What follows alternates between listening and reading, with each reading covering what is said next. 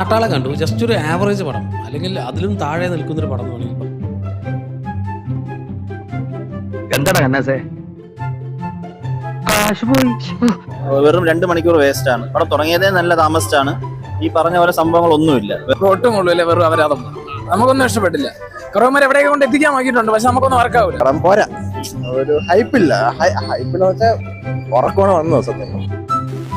അങ്ങനെ പവനായി ശവമായി എന്തൊക്കെ ബഹളമായിരുന്നു. മലപ്പുറം കത്തി, മെഷീൻ ഗണ്ണ്, ബോംബ്, ഒലക്കര മൂട്, ഒന്നുമില്ല. പ്രത്യേകിച്ച് പടത്തിൽ ഒരു ഹൈ മൊമെന്റോ ഒരു ഇമ്പാക്റ്റോ ഒന്നുമില്ലാതെ ഭയങ്കര പ്ലെയിൻ ആയിട്ടാണ് ഈ ഒരു പടം പോവുക. എന്റെ പൊന്ന് ചേട്ടാ, ചേട്ടന് കഷ്ടകാലമാ.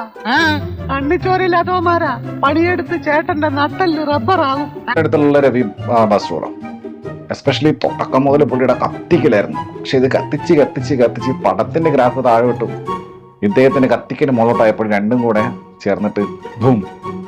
പെപ്പയുടെ പുഷ്പ എന്നോ KGF എന്നൊക്കെ പറയുന്ന രീതിയിൽ മലയാളത്തിന്റെ ഒരു അങ്ങനെ പറയാനൊന്നുമില്ല. ഇപ്പോഴാ ഞാൻ ശ്രദ്ധിച്ചത്. എന്റെയും ചേട്ടന്റെയും ശബ്ദം ഒരുപോലെ ഇരിക്കുന്നു. എന്റെ നാടെവിടെ? ആയങ്കുളത്താ. പണ്ട് ഞാൻ അതിലേക്ക് വന്നിട്ടുണ്ട്. ഓ, ചേട്ടന്റെ നാടെവിടാ? എന്റെ അച്ഛൻ പണ്ട് അവിടെ ചായക്കട നടത്തിയിരുന്നു. കാൽഭാഗം പോലും ഇല്ല കാര്യമായിട്ട്. ഞാൻ പോയി വരട്ടെ മക്കളെ. 2-ാം തീയതി വരാം. ഏത് മാസം? എല്ലാ മാസവും 2-ാം തീയതി